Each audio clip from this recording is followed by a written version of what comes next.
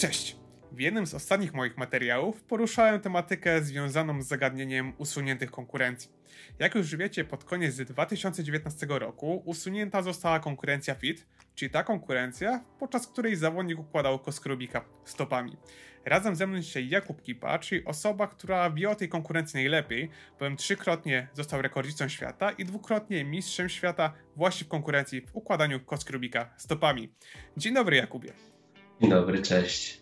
Twoja zawodnicza kariera związana z konkurencją FIT rozpoczęła się w 2012 roku.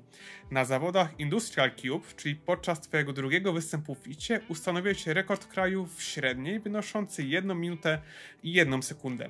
Jak w ogóle zainteresowałeś się FIT-em i czy można powiedzieć, że znalazłeś niszę dla siebie? Jak się zainteresowałem FIT-em?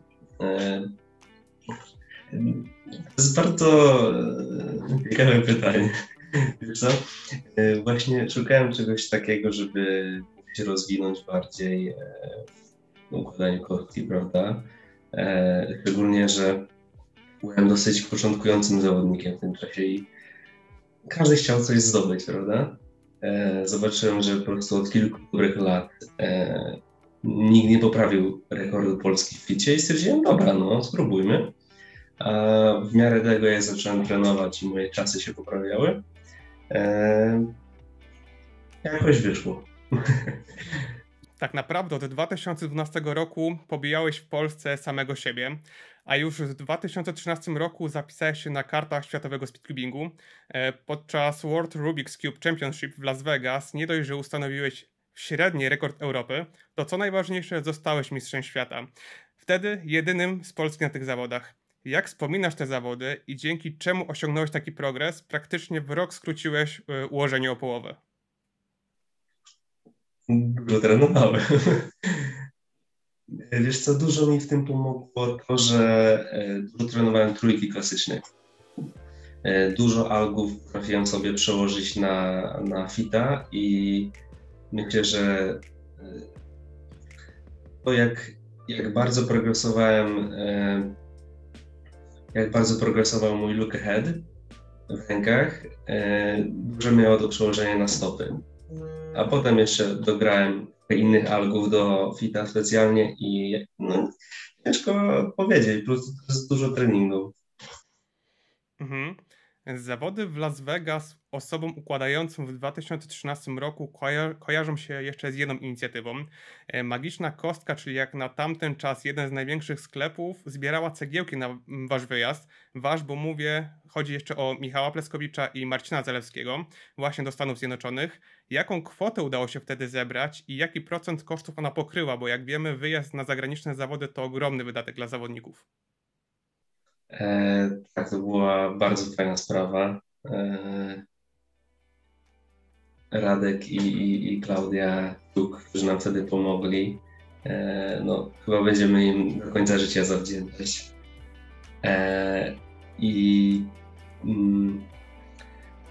Szczerze powiem, nie mam pojęcia, ile to było wtedy, ale to było naprawdę dużo pieniędzy. Pamiętam też historię, jak każdy z nas musiał podpisać taką kartę. Była specjalnie zrobiona grafika, nasze twarze, jakieś tam kostki dziwne rzeczy. Jechałem gdzieś specjalnie z tatą spotkać się w jednej miejscowości, móc to podpisać. To było zaraz przed samym wyjazdem, żeby oni potem mogli jeszcze rozdystrybuować te cegiełki, tak. I to nie pamiętam, ile to było, ale bardzo nam to pomogło, naprawdę. Myślę, że no, gdyby nie oni, bo była to duża część naszego budżetu, no pewnie byśmy nie pojechali. Albo nie. Powiedz mi, do tego właśnie końcowego budżetu dołączyli się jeszcze jakieś sponsorzy, partnerzy, czy wy to wszystko zbieraliście własnym sumptem? Jak to wyglądało ze strony organizacyjnej? No jak wiadomo, speedcubing niestety nie jest taki jak tenis czy inny bardziej popularny sport. U mnie na przykład sytuacja wygląda tak, że mój tata szukał sponsorów przez tam prawie rok. No jakoś się udało uzbierać, no bo taki wyjazd jest jednak kosztowny. Chłopaki też z tego co wiem Marcin Zalewski, on chyba szukał długo też sponsorów.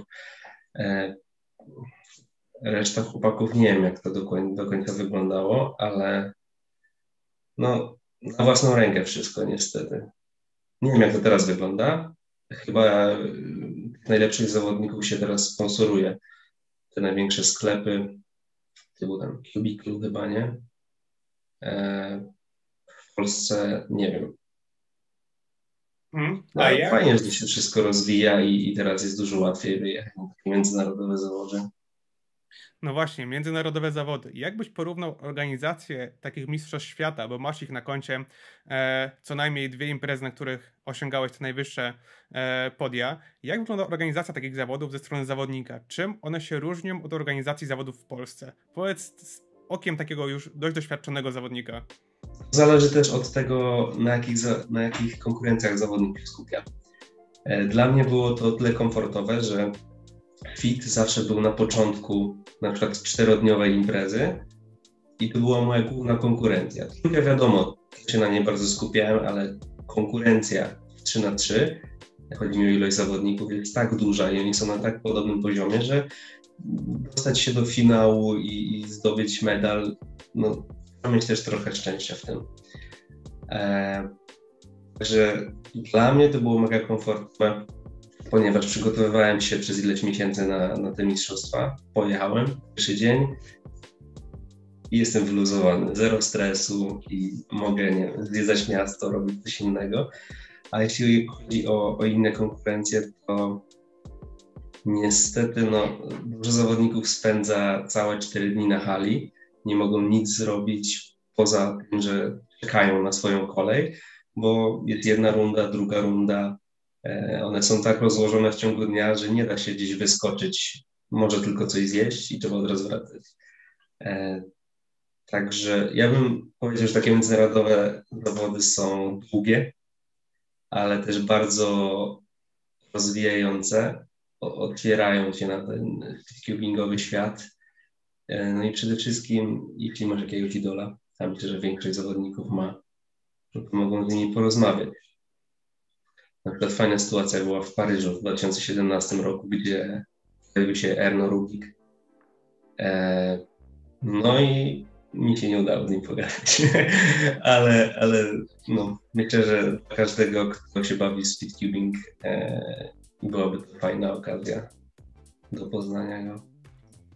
O samej postaci Erno Rubika jeszcze porozmawiamy, ale wróćmy do konkurencji FIT, bowiem na Las Vegas się nie skończyło. Mistrzostwa Polski w zawierciu, które odbyły się w 2014 roku, były dla Ciebie równie owocne. 2 rekordy Europy zarówno w singlu, jak i w średniej.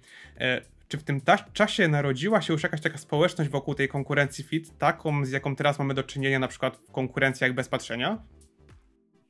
Nie przypominam sobie, żeby było coś takiego. Raczej każdy indywidualnie musiał szukać jakichś nowych algorytmów specjalnie, żeby były przełożone na FIT-a. Na przykład Henrik Wood-Agard z Danii. On, pamiętam, był moim dużym rywalem, ale też tak się złożyło, że jak ja zacząłem już mieć lepsze wyniki, on trochę tak wygaszał swoją karierę, że tak powiem. I on nagrał bardzo dużo algorytmów na YouTubie, z których skorzystałem i pobiłem go jego własną bronią w Las Vegas. Tak samo też Rafael Sinoto z Brazylii. On też był świetnym zawodnikiem. Myślę, że najbardziej się na nich dwóch wzorowałem, ale żeby tak wymieniać się poglądami, doświadczeniami odnośnie samej tej konkurencji z innymi zawodnikami regularnie, w ogóle jakieś dyskusje, nie było czegoś takiego. To już nawiązać do tego tematu, ale w układaniu kostki Rubika stopami, tak jak w przypadku układania jej jedną ręką, ważne są te optymalizacje niewygodnych algorytmów. Na co ty najbardziej zwracałeś uwagę przy ich doborze oraz czy sam proces układania właśnie FIT-em, czy konkurencji FIT, jeszcze w jakichś aspektach różnił się od, powiedzmy, tego normalnego układania oburącz? To też zależy od metody, jaką się układa FIT-em, ponieważ kiedy ja zaczynałem, używałem tylko ruchów U, czyli górną ścianą, prawda? Także robiąc jakikolwiek algorytm, ja robiłem 1000 regripów, prawda? To no, na dłuższą metę nie miało sensu. Chociaż udało mi się nawet zdobyć brązowy medal Mistrzostw Europy. Nie wiem jakim cudem do tej pory, ale no, jak się chce, to się da. Ale potem rzuciłem się na używanie tylko bocznych przednich ścian, pomijając UD. No i wtedy naprawdę zacząłem progresować. Tego regripa używałem tylko podczas robienia U. Jakoś nie potrafiłem, nie wiem, żeby to płynnie wchodziło, żeby się nie zacinać. Wiadomo też, kostka musi być całkiem inna do fita. Tak, no ale z czasem, z tego co widziałem, już zawodnicy, którzy pobijali te rekordy świata poniżej 20 sekund, oni układali kostkę fitem, w sensie konkurencji fit, normalnymi algami do oburącz. Powiedziałeś o tym, że kostka musi być specjalna. Jakbyś rozwinął tą myśl, jak bardzo ona musi być luźna, na co zwracać uwagę? Czy miałeś jakiś ulubiony rodzaj kostek właśnie do tej konkurencji? Tak. Nie wiem, czy ktoś kojarzy taka kostka, no powiedzmy legenda dla tych, co zaczynali powiedzmy ponad 10 lat temu. To się nazywało typ F2 i F1. Schengen chyba. Coś takiego. No. I kostka była bardzo sztywna. W środku przypominała bardzo starego Rubiksa. Jednak troszkę tam była wyprofilowana, była dużo lżejsza też od niego. I była sztywna przede wszystkim. Szczególnie porównując do kostek, jakie mamy teraz. Ja ją jeszcze skręcałem dodatkowo i jak raz wytarł mi się smar, wysechł totalnie, no, raczej nie dodawałem więcej, bo ona musiała być sucha. A dlaczego? Bo jak się używa rąk, to możemy bardzo precyzyjnie wykonać różne ruchy różnymi ścianami, a nogi nie są aż takie dokładne. Nie wiadomo, jakbyśmy dużo ćwiczyli, byłoby to bardzo ciężkie, dlatego kostka musi być sztywna i troszkę oporna, tak mogę to powiedzieć. Te wszystkie składowe doprowadziły cię w kolejnych latach do 3 rekordów świata i kolejnego tytułu mistrzowskiego, tym razem na Mistrzostwach Świata w Paryżu. Już wspomniałeś, że Erno Rubik pojawił się na tych zawodach, ale jakie emocje kojarzą ci się z tamtym wyjazdem? No i co czułeś po ponownym uzyskaniu tytułu mistrzowskiego? To było tak, że w 2013 roku udało mi się zdobyć tytuł mistrza świata. 2 lata później niestety go nie obroniłem i byłem drugi. I zawsze wydaje mi się dużo ciężej jest obronić taki tytuł albo jeszcze raz go zdobyć po iluś latach niż pierwszy raz, bo zazwyczaj to jest zaskoczenie. Na pierwszych takich zawodach w ogóle się tego nie spodziewasz. Jest to jakaś abstrakcja. To może wydarzyć, ale tak w 1%, prawda? A tutaj w Paryżu miałem już jakieś oczekiwanie, byłem bardzo zestresowany. Nie miałem pojęcia też, na jakim poziomie są zawodnicy, którzy... No wtedy zaczęła się bardziej popularyzować ta konkurencja, ale no jeszcze mi się udało. Także fajnie. A jakie to było uczucie? Takie no, miłe uczucie. Wiadomo, to nie jest jak pierwszy WR czy pierwsze Mistrzostwo Świata, ale bardzo pozytywne. To ostudźmy te pozytywne emocje, no bo od 2020 roku FIT nie jest już oficjalną konkurencją. Czy ty byłeś w ogóle gotowy na taki krok ze strony WCA? W końcu, jakby nie patrzeć, został ci odebrany ogromny kawał twojej zawodniczej kariery. Tak. Jakby przygotowałem się trochę na to, bo były jakieś głosy na facebookowych grupach, nawet na fitowej, która później powstała, jakieś dyskusje między znajomymi, którzy są delegatami, albo nie wiem, na zawodach nawet zawodnicy o tym rozmawiali, że jedni, że to powinno być, inni, że powinni usunąć tę konkurencję. Zresztą też moje czasy już nie były na takim wysokim poziomie i jakoś tak wyszło, że miałem je nawet trochę gorsze pod koniec kariery niż, nie wiem, 5 lat wcześniej, gdzie poziom był dużo niższy, prawda? Także myślę, że jakoś bardzo mnie to nie boli. Nie byłoby jeszcze wystartować i może coś małego zdobyć typu Mistrzostwo Polski, ale ja jestem spełniony, jeśli chodzi o takie rzeczy. Czy to spełnienie, może inaczej, czy bierzesz jeszcze kostkę czasami w stopy i układasz sobie w wolnym czasie, czy już zupełnie to porzuciłeś? Nie, raczej taką kostkę położyłem na półce, niech sobie leży. Przywołuje bardzo, bardzo fajne wspomnienia. Ale ja jestem raczej osobą, która lubi rywalizować i jak sobie obierze jakiś cel, to do niego dąży. Także chcę zostać mistrzem świata, zrobiłem to i wystarczy. Nie ma po co układać kostki stopami, jak nie trzeba. Po zamknięciu oficjalnego rankingu ty uplasowałeś się na 9. miejscu światowego singla i 13. miejscu w średniej.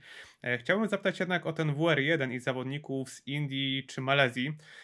Czy oni używali już podczas końcówki twojej kariery odmiennych metod? Już wspomniałeś, że używali tak jakby pełnych algorytmów, których się używa normalnie układając oburącz, ale czy ich wyniki w jakiś sposób zależały od scrambla i egzekucji tych wypracowanych metod?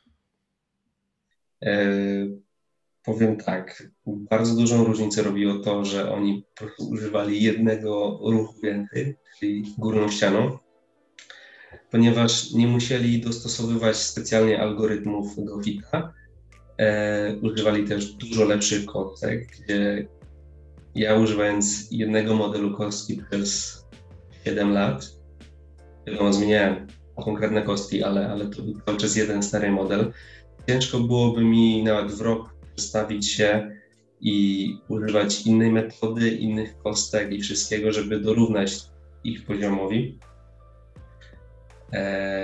Także tak, oni używali całkiem innych metod. Też widziałem, jak się to nazywało? ZZ i ZB. Bardzo dużo algorytmów znali. Na przykład był taki z Malezji chłopczyk mały. On chyba w ogóle wygrał w ostatnim Mistrzostwach Świata w Australii. No, on był dobry. No, to wróćmy do tego usunięcia, bo usunięcie konkurencji FIT zgrało się w czasie z twoim wygaszaniem kariery w speedcubingu. Po 2019 roku wziąłeś udział tylko w jednych zawodach w Budapeszcie, w których de facto zdobyłeś pierwsze miejsce w konkurencji 3x3. Czy krok w WCA był głównym czynnikiem twojej decyzji, czy była to jedna z wielu przyczyn? Wiesz co, przeprowadziłem się też na Węgry. Mieszkam tu już prawie 3 lata i niestety tutaj organizacja zawodów leży. Też jest spowodowane to tym, że Polska stąd pochodzi. Wiadomo, firma Rubix też lubi namieszać i po prostu nie organizuje się teraz zawodów. Odkąd się zaczęła pandemia, nie było ani jednych, a zazwyczaj było to 1, 2, a maksymalnie 3 imprezy rocznie, gdzie w Polsce w jeden weekend potrafi być więcej, prawda? To jest główny powód, bo bardzo chętnie bym pojechał na kilka zawodów, ale jednak jest trochę daleko. To zostając jeszcze na Węgrzech, no to jak już wspomniałeś, z tym państwem związałeś swoją przyszłość. No, ukończyłeś studia, rozpocząłeś pracę. Z tego co wiem, to Grzegorz Pacewicz dostarczał ci materiały o kostce Rubika do twojej pracy licencjackiej. Na jaki temat ją pisałeś i czy z twoich obserwacji kostka Rubika zakorzeniła się w kulturze popularnej tak bardzo, że współcześni Węgrzy o niej jeszcze pamiętają, czy to jest taki mit, taka po prostu ciekawostka kulturowa? E, tak, Grzesiu wysłał mi sporo materiałów, z których korzystałem, także dziękuję bardzo. Bardzo się przydały. Jeśli chodzi o to, jaki to miał, jakby napisałem pracę na temat, jaki kostka Rubika miała wpływ na węgierską popkulturę, popularyzację jej na całym świecie. I tak jak był szał w latach 80., myślę, że do tej pory trochę trwa coś takiego, że Węgrzy są bardzo dumni z tego. Jest też parę innych rzeczy, które nazywają Hungarikum. Na przykład wynalazki węgierskie albo nie wiem, salami. Rzeczy, które można zjeść, tak. No i różne tam. Jest tego sporo. Kostka Rubika do nich należy i mimo to, że ludzie zazwyczaj nie potrafią tego ułożyć, to wspominają, ja kiedyś umiałem, albo mój dziadek miał taką kostkę i są dumni, że to jest węgierski wynalazek.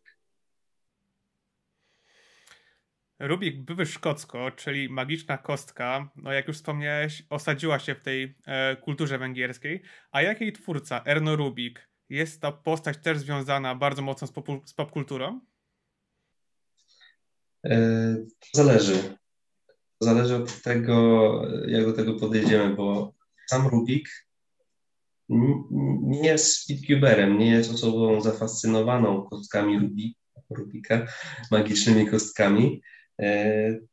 To jest człowiek moim zdaniem z duszą artysty, to jest architekt, który spełniał się w projektowaniu różnych rzeczy, a nie wiem, on chyba nie lubi sportu albo samej zabawy, jaką jest kostka. Na myśl o państwie, w którym mieszkasz i społeczności speedcuberów z tyłu głowy mam dwa nazwiska. Kocza, chodzi tutaj o Istwana Kocze i Maciejasza Kutiego, znanego z takiego precedensu związanego z możliwym oszukiwaniem podczas układania bez patrzenia. Czy ty w ogóle masz jakikolwiek kontakt ze społecznością speedcuberów na Węgrzech i czy miałeś czas, żeby zapoznać się dokładnie z ich środowiskiem i jak oceniasz ich poziom, zarówno ten zawodniczy, organizacji zawodów powiedziałeś, że leży. Znaczy leży. Jeśli chodzi o organizację zawodów, to na całym terenie Węgier ciężko jest to zrobić. Częściej niż raz w roku. Teraz już w ogóle po prostu mało ludzi się tym zajmuje. Ale Węgrzy organizowali dużo zawodów wokół Węgier, w przygranicznych regionach, jakichś miasteczkach. I wtedy dużo Węgrów się tam pojawiało. Na Słowacji, w Serbii, w Rumunii. Jeśli chodzi o Istwana na przykład, świetny człowiek, zawodnik, który pojawia się na zawodach wszędzie, gdzie się da, na wszystkich międzynarodowych, jeździ, układa kostkę, nie wiem ile już lat, ale strasznie długo. No i dobrze to wychodzi. Zajmuje się blindami głównie. Nie wiem, fajnie go spotkać. Na przykład ostatnio chyba w Australii się widzieliśmy, albo nie, teraz po tym na zawodach w Budapeszcie. Ale raczej nie utrzymamy jakichś stałych kontaktów, bo też mieszka w innym mieście. No i tyle. A jeśli chodzi o Maciasza, to myślę, że on chyba skończył układać kostki jakoś jak ja kończyłem, czy nawet wcześniej, jak ja zaczynałem, albo wcześniej.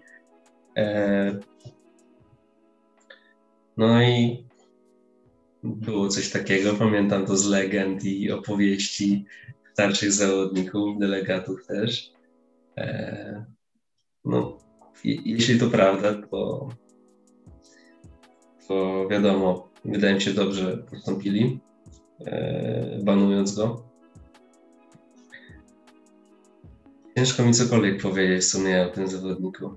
Był jednym z najlepszych i to nie tylko w blindzie, w którym rzekomo oszukiwał, ale też miał rekordów świata, z tego co wiem, w innych konkurencjach. Tak, on generalnie początki speedcubingu w Polsce również kojarzą się z tym nazwiskiem, no bo on jakby przebywał na tych zawodach, które dopiero rodziły się tak naprawdę w Polsce, więc polscy zawodnicy znali go doskonale, więc jakby zahaczmy jeszcze o te czasy, które już minęły, bo FIT to nie jest jedna konkurencja usunięta, w której się doskonale odnajdowałeś. W 2012 roku w konkurencjach Magic osiągałeś rekordy na poziomie krajowym. Jak ty wspominasz tą konkurencję? Chodzi mi o sam przebieg tej konkurencji i wpływ tej konkurencji na harmonogram zawodów, bowiem ostatnio padła uwaga ze strony Ovidiusza Pryka w gronie speedcuberów znanego jako Antros, że stanowisko WCA wobec trudności z przeprowadzeniem tej konkurencji było niesłuszne, że dało się przeprowadzić nawet w 20 minut. Jakie ty masz doświadczenie z zawodami, z Magicami na zawodach? Tak, ja się tutaj zgadzam z Antrosem, bo cała organizacja obu konkurencji, Magica i Master Magica, to jest godziny może i to tak na spokojnie. Nawet w przerwie można to zrobić dla tych, którzy chcą. A jeśli chodzi o problem w mierzeniu tego, to może w samym Magicu byłby większy problem, bo timery nie były jakieś bardzo dokładne. Bardzo często powtarzałem ten sam czas, nie 0,7 sekundy od oderwania moich rąk od timera, ułożenie i skończenie. Także myślę, że zanim się te timery rozwinęły, to trochę czasu minęło i jeszcze by trzeba było poczekać. Ale na przykład Master Magic, myślę, że mogliby to zostawić. Mi tylko było szkoda, dlatego że na samego Magica spędziłem wiele godzin, miesięcy treningu i to jest konkurencja, w której łatwo było zrobić DNF-a i ja zazwyczaj je robiłem, także często kończyłem w ogóle poza klasyfikacją. I brakowało mi tylko kilku zawodów, bo na przedostatnich, jakie były w Polsce, jeszcze z Magiciem, udało mi się pobić rekord Polski. 2 w sumie. Tak, i potem wyrównałem te 2 rekordy. Jeden z nich nie pamiętam. Na ostatnich zawodach. Tak zacząłem się rozkręcać wtedy, kiedy oni już to usuwali. A czasem miałem na poziomie światowym i bez problemu mógłbym pójść nawet w WR-a, tylko trzeba mieć trochę szczęścia i mniej się stresować. A że byłem bardzo młodym zawodnikiem wtedy, to było ciężko. No właśnie, czy ten stres związany z podejmowaniem się takiego wyzwania jak bicie rekordów spowodował w Magicu pewien paraliż, bo tak naprawdę to było powtarzanie tych samych sekwencji tutaj. Nie trzeba było tak naprawdę myśleć, do czego też się nawiązywało WCA w argumentacji usunięcia tej konkurencji. Jak to wyglądało z twojej strony? Jak wyglądała praktyka w Magicach, skoro trzeba było powtarzać non-stop ciągle ten jeden cykl? To prawda, jakby nie ma tam za bardzo myślenia, jak to rozwiązać, ale to chodzi o zręczność. Samo układanie kostek też na tym polega. Często mamy na przykład sytuację w kostce 2x2, gdzie mamy preinspekcję, widzimy tę kostkę i możemy zrobić, jak się to mówi? Ułożyć kostkę w głowie. Look ahead się ma na wysokim poziomie. Nie, chodzi o to, że w preinspekcji widzisz już całego solwa i rozwiązanie. One look. Tak, one looki robisz. I nawet jak jest jakaś ta kostka bardzo pomieszana, to jeszcze okej, ale czasem masz 6 ruchów, 5 ruchów, to można zrobić dużo szybciej niż ułożyć Magica.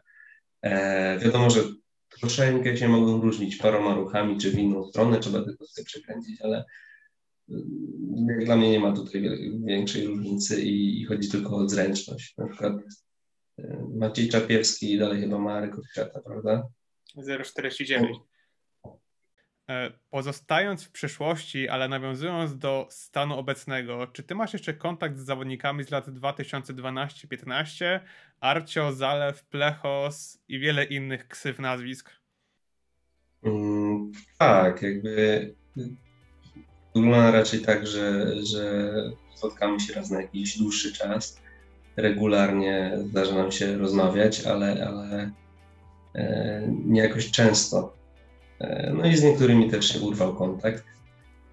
I to już spory czas temu, ale cały czas przyjaźnię się z Czarkiem Rokitą, naszym Big Cuberem. Także fajnie, że ta przyjaźń trwa już z 12 lat. Coś koło tego.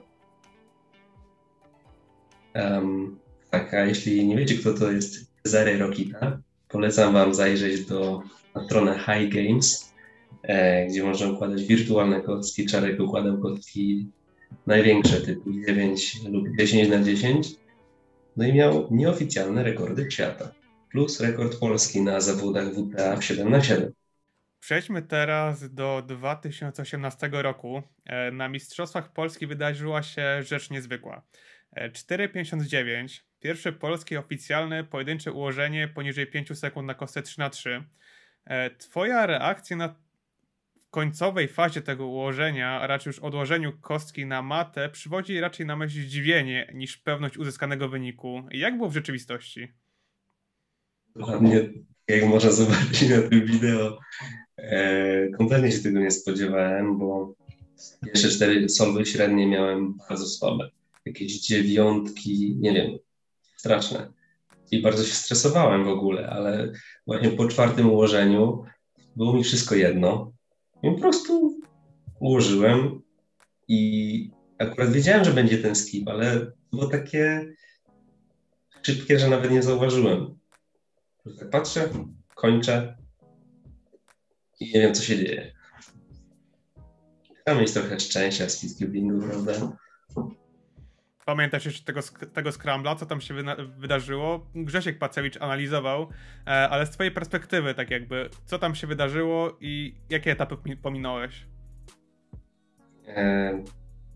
Był fajny scramble, bo można było zachować 2 sloty, zrobić X-crossa i zachować slota, coś takiego. A że ja lubiłem przekombinowywać we wszystkich moich solwach i zachowywałem nawet 3, widząc 2, zajmowało mi to tyle czasu, że solw wychodził po 10 sekund. Po prostu stwierdziłem, że ułożę tę kostkę i pominąłem jeden z tych 2, które fajnie były widoczne. No i potem wszystko pod rękę dostałem. Także tam chyba nie miałem za bardzo regripów nawet, może 1, 2. 1. Weszło po prostu ułożenie. Ciężko to bardziej opisać. Dzisiejsze rekordy należą do Tymona Kolasińskiego. Jak ty oceniasz tego zawodnika i jego umiejętności właśnie w konkurencji 3 na 3?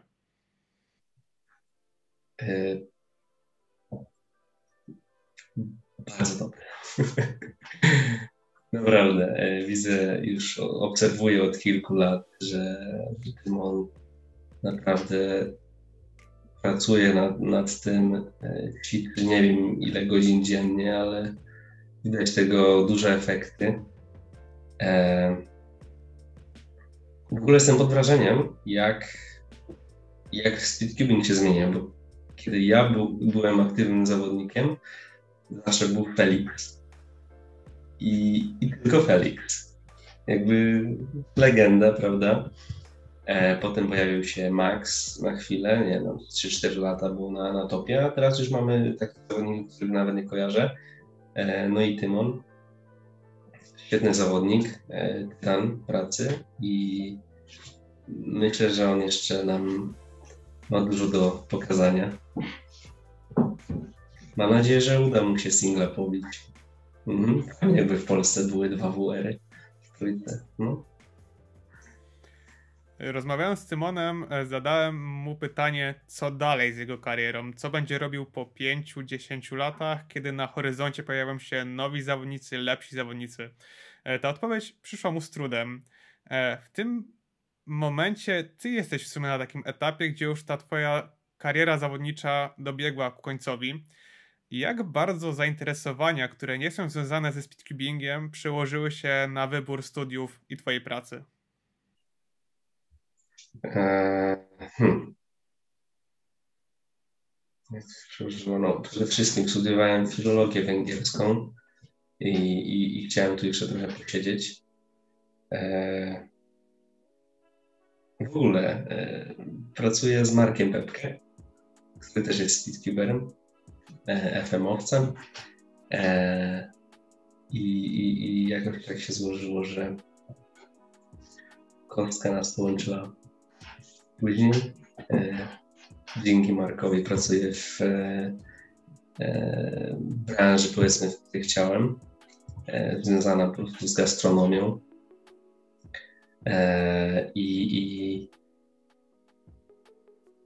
Kurczę, ciężko odpowiedzieć. W którym etapie życia wiedziałeś, że wybierzesz Węgry jako swoje miejsce, na razie tymczasowe, może wkrótce tam się osiedlisz na stałe do życia? Kiedy podjąłeś tę decyzję? Czy jeszcze byłeś wtedy w speedcubingu? Jakby, wiesz co, jechałem tu na chwilę, na wymianę i jakoś tak zostałem na razie. Nie było jakiegoś takiego momentu, że zdecydowałem, że zostaję albo z Węgrami będę wiązał swoją przyszłość najbliższą.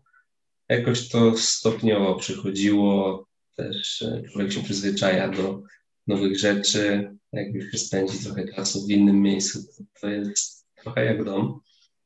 Jako zawodnik doświadczony, który dokonał pewnych wyborów życiowych, co byś powiedział Skipkowi z 2012 roku? Czy droga, jaką wtedy sobie narzucił i się realizował, była dobra? Czy chciałbyś coś poprawić, coś zmienić? Czy po prostu przeszłość zostałaś już zamkniętą i po prostu do tego nie wracasz? Jakby ja nic nie mogę zmienić, ale to bym radził zawodnikom,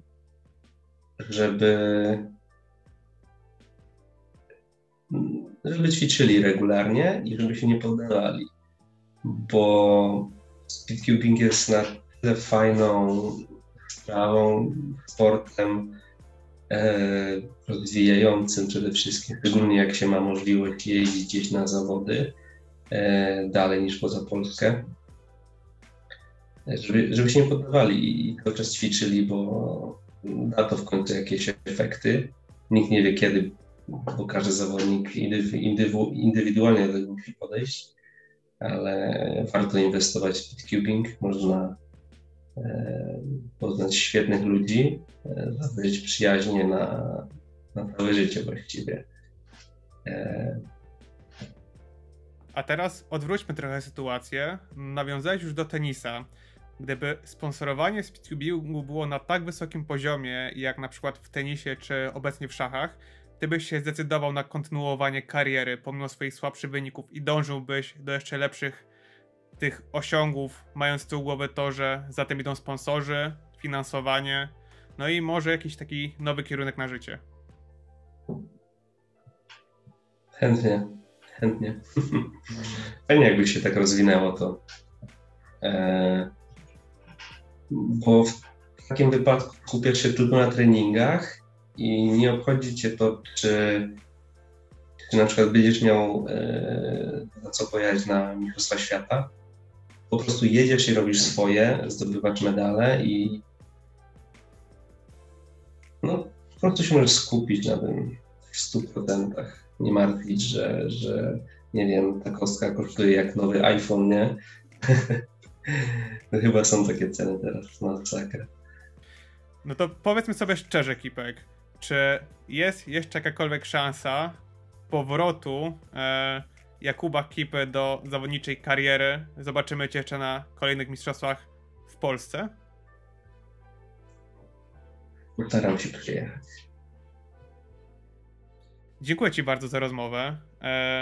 Połączyliśmy się z Węgrami tak naprawdę, bo tam na co dzień przebywasz.